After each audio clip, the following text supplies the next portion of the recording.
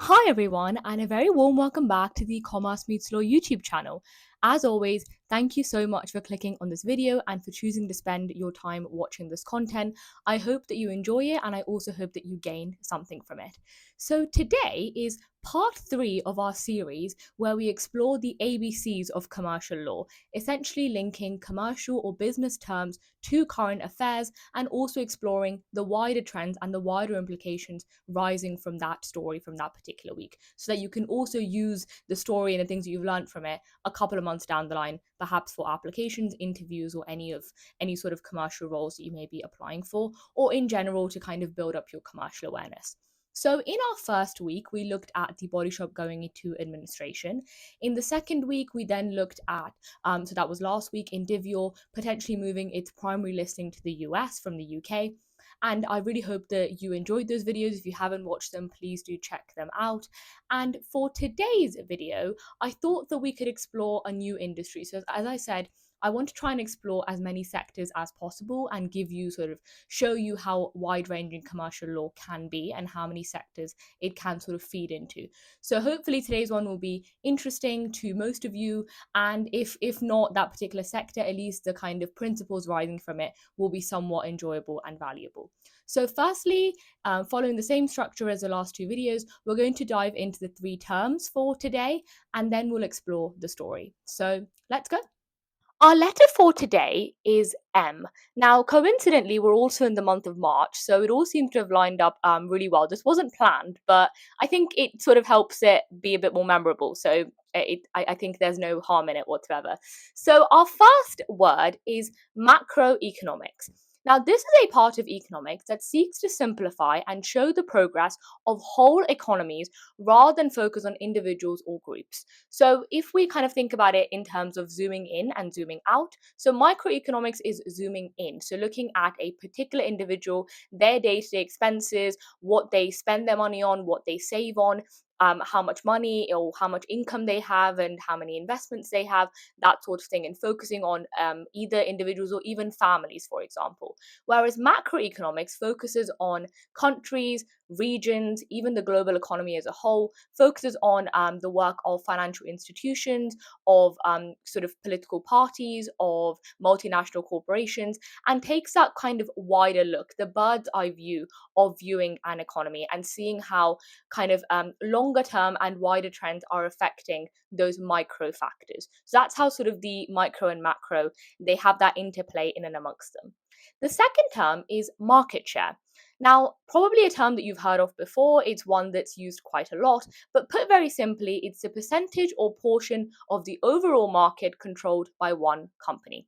Now, the company we're going to be talking about today and the story related to it is definitely very dominant in a particular market. And as soon as I say the name, you're probably going to know what, and maybe you've already guessed.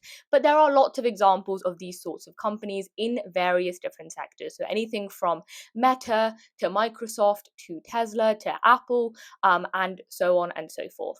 So we have seen these examples of how these companies have a dominant or a significant market share.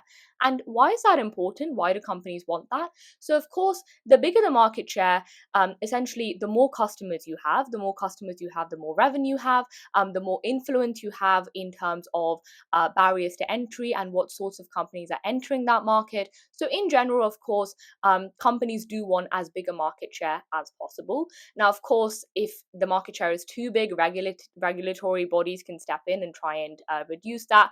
But there is that fine balance of having a significant enough market share that you can make the most profit possible without, too many regulators intervening across various jurisdictions.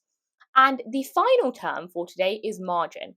Now, this term can be used in a lot of different ways, but for our purposes, we're going to be talking about profit margins. So, how much money a company has made.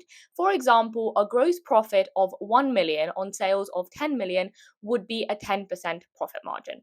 And companies can compare their profit margins with others to see how they are doing and to kind of measure their growth, their progress, and which direction they should be going in with the company moving forward. Now, margins are important because if we look at the very basic formula of profit, it's essentially the total revenue taking away the costs. So initially, a lot of companies may not be profitable for quite a long time because they may be making lots of revenue, but they're investing all of that back into the business to continually grow and continually compete with other companies in that market. However, at some point, they will need to start making profit, and this may take either months or years, depending on what sector you're in, and also depending on what sort of technology or product you're bringing to the market. But ultimately, profits are needed in order to be able to pay your employees, in order to be able to give dividends to your shareholders, and in general for the company to go from that growth phase to that maturity phase and ensure that they can kind of stay dominant in the market using the profits, especially if there is a market downturn, in which case they can rely on those profits to keep them going when there eventually is a boom back in the economic cycle. So those are our three terms for today. We're now going to introduce our headline story and then talk about some of those macroeconomic trends that we can see from it. So on Tuesday last week, Apple announced to its staff that it would abandon a decade-long effort to develop an electric vehicle that could compete with the likes of Tesla and other sort of, EV companies, instead deciding to switch their research funding that they'd kind of, designated to EVs towards building artificial intelligence, particularly Gen AI. Now, this project of building an autonomous car, or building an electric vehicle, was known internally inside the company as Project Titan. And so a lot of the headlines that you probably read, some of the links down below, will say Project Titan being killed off, which was essentially the name given to this, 10-year-long effort that they had to build this electric vehicle. Now, in a post on X, of course, we had Elon Musk giving his reaction, and he responded to this news with emojis showing a salute and a cigarette. Now, make of that what you will. We know that Musk's posts and tweets can be quite controversial, quite eccentric, but it's interesting to see that Tesla as being dominant in that EV market, and what sort of Musk has to say on Apple potentially being a competitor, but not anymore because of this project being killed off. So let's take a step back and let's look a bit at where Project Titan began and why it kind of ended up, not really reaching those ambitious goals that Apple had for it. So I really liked the way the FT kind of started the story, and I kind of wanted to talk a bit about that and explain that and go from there. So about a decade ago, Tim Cook, so the current CEO, traveled to Munich to see BMW. He then spent about several days touring the factories and the design studios, and apparently, as reported by the FT, stunned a senior BMW executive by saying that Apple could try and replicate the car maker's engineering and production capacity. So clearly there was very ambitious goals at this point. He was wrong, as we know now, but hindsight is a beautiful thing. So at the time, they were really set on trying to build this EV under Apple. So it was initiated in 2014, and they wanted to build a fully autonomous EV. But there were quite a few leadership and strategy challenges from the start. So in 2017, the company was granted a license to test autonomous cars in California, and they used a fleet of Lexus SUVs in addition to testing some of those secretive components at a track in Phoenix, formerly owned by Chrysler. And soon after, the company was trying to make strides in its leadership. It hired Doug Field, Tesla's former vice president of engineering. So they were clearly trying to ensure that they recruited the right talent and also had the right licenses to be able to carry this project forward. Now, in January 2019, interestingly, Apple then actually cut a fifth of the 200 staff working on the project.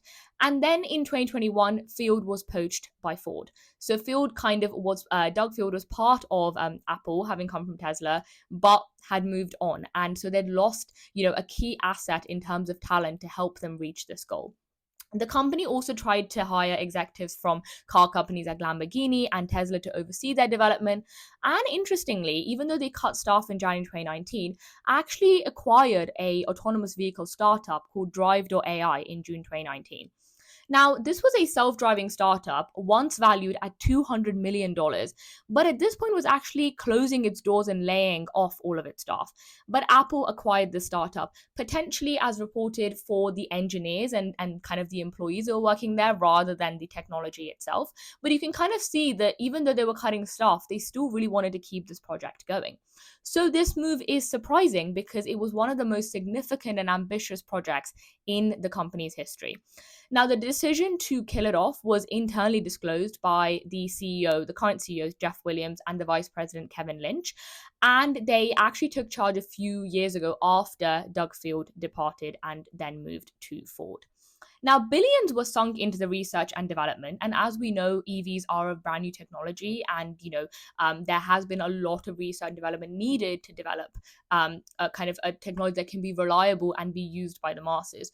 So they wanted to kind of really build a radical vehicle. They called it sort of the level 4 point of EV. And this would be without a steering wheel, but it was actually scaled down over the years as they clearly saw how much money and kind of investment was needed, was scaled down to more of a level 2 to focus on a more conventional car with advanced driver assistance features. So we can see that there's been quite the journey, and a decade is a long time for a lot of your staff and a lot of your kind of research and development and investment to be going into this project. And so killing it off must have been, quite a big decision, and must have involved a lot of different partners kind of coming together to realize that perhaps this wasn't the direction that Apple wanted to go in. So now let's explore some of the macroeconomic factors of the EV industry as a whole and try and see where Apple fit into this, and maybe try and get a better sense of why they decided that killing it off at this point would be the best idea for the company. So when we talk about macroeconomic factors right at the start, and we explained the term, we said that it was kind of zooming out and having a bird's eye view. So in this sense, let's have a look at the EV industry as a whole and what the sales have been like, especially in recent years. So EV sales growth, both from startups and established players, is slowing worldwide as mass market consumers are put off by the continued higher prices and also the compromises with charging and how to sort of keep it going, and those charging points that your average everyday consumer can find. So sales are still rising worldwide. And this is where data is really important to look at, because you can see that whilst sales are rising, actually, battery vehicle share of the market rose 2.8% to 15.8 last year, compared though with a 4.7% rise in 2022. So this shows that actually in some regions like the UK, market share for EVs even declined, which shows us that whilst sales are rising on an overall global scale, they're not rising as fast. And there are reasons for that, as we explored with the charging and the continued high prices. Now, Tesla remains the only new company to have broken through by selling just EVs, as dozens of other intended startups have really fallen by the wayside. So even China's BYD, it's overtaken Tesla in EV sales, but before this, it did have a legacy in making engine cars. So Tesla is really the only one to have broken through with just the EV model.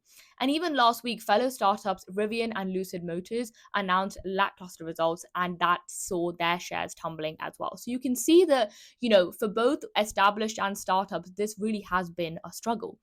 Now, Apple has cultivated itself as a luxury brand. When we think of, all the Apple products, a lot of us may have them and may think at this point that it actually is a bit of a necessity. But there is a really clever paradox where we still view it as this luxury brand, as this, really fortunate thing that we have, although the Apple ecosystem is such that we feel like once we have one product, we have to have all of it, right? So if you have the iPhone, you probably have the AirPods, you probably have the Apple Watch, the Mac, and the iPad, and the list goes on. So they've created this, really kind of, in terms of their branding and their advertising, in a really clever way.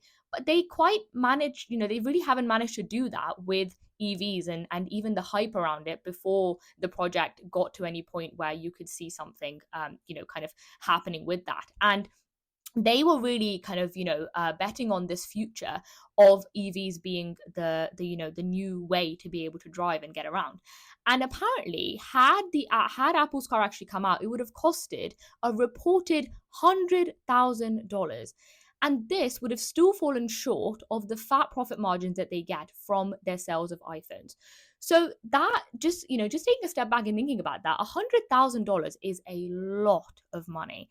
And considering the fact that even then their profit margins would not have been the same as iPhones, does really make you think how much money was actually sunk into getting the funding and the investment far before they can probably see any level of profit that they do from their tech gadgets. And so, you can see that decision of why they thought, actually, it's probably not worthwhile for us to be able to do this, because we don't know when we're going to get those big margins back and those returns for our shareholders. Now, the automotive industry as a whole, nonetheless, does expect EVs to become dominant in time because we know that, whether it's been the recent climate change conferences or governments in general, there has been a push, particularly in the Western world, to decarbonize road transport. We can really see that there is that push to be able to find an alternative. But whether EVs are going to be that and whether they can be a viable solution really has to be seen. Now, Apple had been betting on this future. However, their ability to be able to master self driving technology really didn't come to fruition. But they're not alone. General Motors also scaled back plans for their self driving cruise unit last year, following an accident whilst they were testing on public roads. And Ford also pulled out the technology altogether to focus on driver assistance systems that would cost less but could be deployed earlier. Now, as analysts at Morgan Stanley said, Apple was too far behind well funded competitors to represent a viable path towards commercialization and product differentiation. And that really kind of highlights to you, zooming on those words in particular, that they really didn't feel like Apple would be able to make this product a commercial success. So, whilst it may be a nice to have for the more elite consumers in the market, those who have the money to spend $100,000 on a car, it wouldn't be for the masses like their other tech gadgets have become. And they really maybe wouldn't be able to differentiate that product, so make it something completely different to others, because had they been able to achieve that level 4, perhaps that would have been possible. But with the level 2, you can see that a lot of different companies are trying to do that already, whether they are like Tesla with just having EVs, or whether they've built their legacy with engine cars and are now transferring into this hybrid or completely kind of electric vehicles. So it really shows that, this would have added basically no value to Apple's current valuation, especially because it would have taken them a long time to be able to actually get anywhere with it. So overall, the current challenges of the EV market we've seen with, there have been a lot of bankruptcies recently. So automakers are investing in future EV demand. However, some bankruptcy examples are Lordstown Motors, Proterra, Sweden's Volta Trucks, and even companies kind of scrapping their IPOs. So France's Renault decided not to do an IPO of its EV business Ampere, and production cuts such as Polestar announcing plans in January this year to cut about 15% of its workforce. So we can really see that there is a problem with a lot of industries or a lot of startups wanting to bet on this demand, but they're not really seeing that come in practical terms. As always, there's also that problem of charging, as we mentioned earlier, and the price competition is intense. So China has recently reduced its EV price subsidies, and local consumers have cut back their spending, which has really slammed the brakes on a lot of the EV industry growth. So looking at Apple in itself, in terms of design manufacturing, Apple had hired experts on EV design, like we talked about with BMW and other brands. However, it was unclear whether they actually built any factories for it. So they have an established supply chain for all of their tech gadgets. But CNBC reported that Foxconn, which is an Apple partner for its electronic products, would make EVs, but Apple was not really a Foxconn EV partner, which makes you think whether they actually had a plan to take this from just an idea to any sort of execution. There also wasn't particular plans for a supercharger network, so beyond an Apple Maps service showing where charging stations were located, it was unclear whether they actually had a plan to go any further with it. Now, on the branding side, a lot of there was sort of a survey by Apple called Apple's Electric Vehicle, where it showed that in 2022, half of Tesla owners would be willing to consider buying an EV from Apple. And that's no surprise because we know that Apple's branding is fantastic, and it's a reason why the company is $1 trillion company and continues to have these sales of all of its different tech gadgets. However, it is important to know that there is that difference between different products. So whilst in iPhones and in tech we may look at kind of branding, in cars, whilst that's one feature, the more important feature really is one, the cost, of course the reliability of it. The function of a car is very different to the function of a phone or a tech gadget in general. So I think the understanding that whilst their branding would have been great, they probably still wouldn't have got that far if they hadn't had these basic ideas put down in terms of their charging or in terms of what their design and distribution systems would look like. Following the fact that they're now not investing this money in Project Titan, Apple has decided that, it's going to switch and look at generative AI, which is, again, no surprise because a lot of companies have have been doing that. So we've seen rivals like OpenAI, Microsoft, and Google all coming out with various generative AI features or things that they have launched. And I'm sure will continue to do so as we see more startups also trying to compete with them. Now, Apple released earlier this month its Vision Pro, so a mixed reality headset costing $3,499. Now, again, whether that is going to be a successful bet on their further revenue streams is to be seen. But again, it's one that is a market where a lot of different tech firms are moving into. And so Apple's probably felt like they need to catch up. But so far, Apple has had little to say on the subject beyond using AI in photo editing. There hasn't really been, anything revolutionary in Apple beyond just that, or beyond just doing what other firms have already done. So after about 2% of revenue growth in the fourth quarter of 2023, Apple does really seem to be a long way from restoring the average 15% growth it enjoyed when Project Titan was launched. So clearly these sorts of bets and, wanting to shift their money into AI shows that they want to diversify their revenue streams and ensure that that profit and those margins keep coming in. But whether that is going to happen is a question that we need to look at and that we need to assess over the next coming even decade, for example. So the company has spent about $113 billion on total research and development over the past 5 years, and their average annual growth rate has been around 16%. Now, whilst again, these companies are growing and of course sales are coming in, overall sales of iPad and Mac computers have fallen, whilst there's been a broader slump in demand for expensive gadgets, which does make you think that whilst they have released this mixed reality headset, whether again it's something that they will see as much demand as they were hoping to, while some people would go and buy them, similar to things like the Meta Quest, whether enough people will buy them to justify those profit margins is going to be something that we need to assess and look at. And considering the slump in demand, and considering factors like the cost of living, like high inflation, like a lot of people struggling in terms of jobs or redundancies, even post-COVID or Brexit in the UK, it is important to see where consumers will be thinking about spending their money, and also what sort of, on a macro level, what sorts of subsidies governments will be giving if they don't want to fall under criticism of giving money to EV industries or tech firms when that money should be spent on public services or other areas which need immediate support for consumers and employers and employees in general. So I think that when looking at the wider trends, it's really important to look at, yes, whilst Apple has decided to kill off this project and move into AI, whether it will be successful in that and what the growth of the company is going to look like in the future. And let's not kid ourselves, Apple is a $1 trillion company and does have excellent profit margins relative to a lot of those growing startups. But just looking at Apple in itself, so then now zooming in and looking at that micro level, what Apple has to do in order to sustain its own growth is a question that the executives are probably thinking about right about now. So I think it's important to look at that from Apple's perspective, from a wider tech sector perspective, and then also from a macro perspective. And looking at the EV industry, what we think will be the future of EV, whether it will be completely self-driving or whether they would need to really figure out those charging and all those kind of issues first before they can really get consumers on board.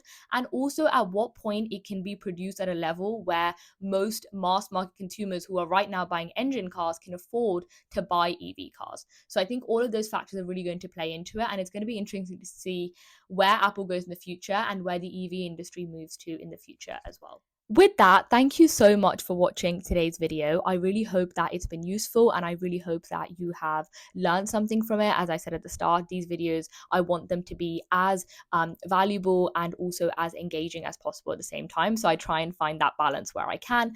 And again, if you want me to cover any other industries or any other sectors or any other stories that maybe you've read in the past couple of weeks, please do let me know and I'll be happy to dive into it and talk about that.